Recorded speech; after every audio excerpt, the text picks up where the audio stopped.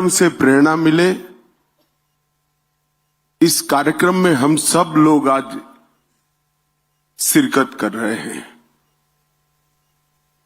आज के कार्यक्रम में मंच पर उपस्थित श्रीमान नायब सिंह सैनी जी, श्री हरविंदर कल्याण जी, अध्यक्ष हरियाणा विधानसभा, सम्माननीय श्याम सिंह राणा जी, कृषि मंत्री हरियाणा, श्री अरविंद शर्मा जी, कोऑपरेटिव मिनिस्टर हरियाणा, अनुराग रस्तोगी जी, मुख्य सचिव हरियाणा सरकार, मोहनलाल कौशिक जी, प्रदेश अध्यक्ष हरियाणा, आदरणीय जगदीश सिंह जिंडा जी, हरियाणा गुरुद्वारा प्रबंधक कमेटी के अध्यक्ष श्री राजेश खुल्लर जी, बहन रेखा शर्मा जी, संत बलविंद सिंह दादूवाल जी, श्रीमती शक्ति रानी शर्मा जी, और आज वीर साहबजादों के प्रति, दशम पिता के प्रति शुक्राना व्यक्त करने के लिए आए हुए संगत के सभी भाइयों को मेरा प्रणाम, नमस्कार। आज एक इस प्रकार का कार्यक्रम है कि मन शोक से भी भर जाता है और गर्व की अनुभूति भी करता है। मैं अभी बाहर एक प्रदर्शनी देखकर आया। यहां एक कलाकार ने बड़े मन से वीर साहबजादों का जीवन कवन रेत से बनाकर दिखाया। जब इनकी शहादत की बात कोई व्यक्त करता है तो एक और तो मन में दुख, दर्द और शोक भी एक टीस उठती है कि जिन्होंने अभी जीवन को देखा ही नहीं था, वो बच्चों को इतनी क्रूरता से मार दिया गया, तो शहीद हो गए। और दूसरी ओर छाती गर्व से फूल भी जाती है, मैं ऐसे देश में पैदा हुआ हूं जहां एक बंदा अपने चारों साहबजादों को देश और धर्म के लिए समर्पित करने से नहीं चूकता है। मैं आज जब इस मंच पर आया हूं तब गुरु नानक देव साहब से लेकर दशम पिता तक पूरी सिख गुरु परंपरा को मन पूर्वक प्रणाम कर कर मेरी श्रद्धा व्यक्त करता हूं। आज हम यहां पर एकत्रित हुए तब मैं मां गुजरी जी के त्याग, धैर्य, बच्चों को दिए हुए संस्कार और उनके मातृत्व को भी मन पूर्वक प्रणाम करना चाहता हूं। और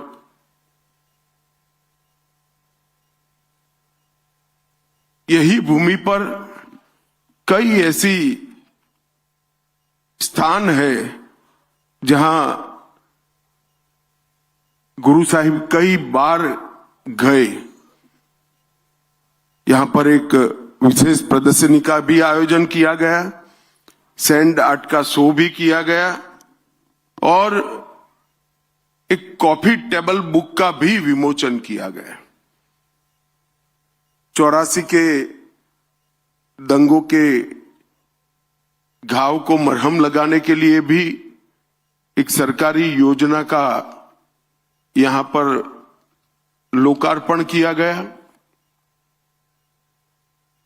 परंतु आज हम सब एकत्रित हुए हैं चार साहबजादों की शहीदगी, इनकी वीरता, इनके बलिदान को याद करने के लिए। पो का ये महीना ये भारत के स्वतंत्रता के इतिहास में बहुत दर्दनाक महीना माना जाता है।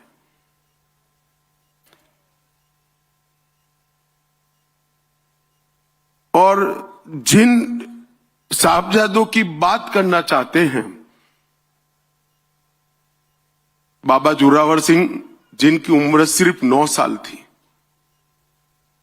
बाबा फतेह सिंह जिनकी उम्र सिर्फ 7 साल, उनको डराया गया, समझाया गया, लोभ दिए गए, मगर सिंह की तरह दहाड़ते हुए कोई लोभ में आए बगैर मृत्यु को पसंद किया, क्योंकि मैं इस पिता का बेटा हूं जो इस देश के लिए, इस देश अपने धर्म के लिए कोई बलिदान देते हुए पीछे नहीं होता है।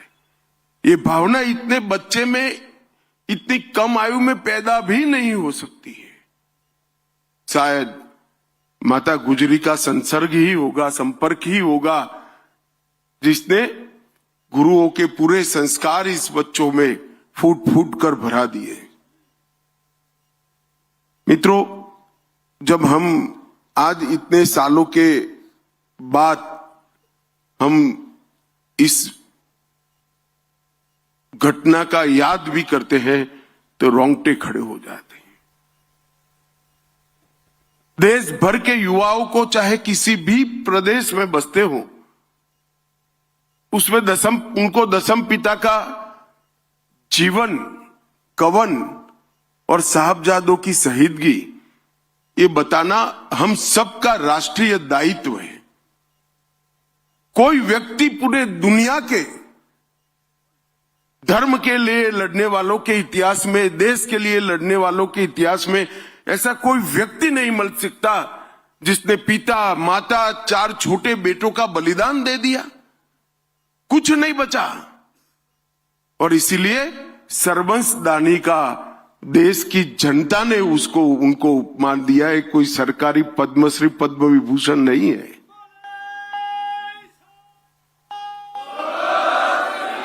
अपने पिता, अपनी माता, अपने 4 बच्चों का बलिदान करने के बाद भी लड़ाई को चालू रखा। और जब बाबा बंदा बहादुर ने यहां आकर बदला लिया, तब पूरी दुनिया को मालूम पड़ा कि अंत में तो सत्य की ही विजय होती है, सत्य का ही जय होता। ये जो जुझारूपन है, धर्म के प्रति समर्पण है, मातृभूमि के प्रति प्यार है, ये पूरे देश के सभी लोगों को जानकारी देने का एक अवसर है। 4 बेटे शहीद होने के बाद भी लड़ते रहना एक प्रकार से बहुत बड़ी बात।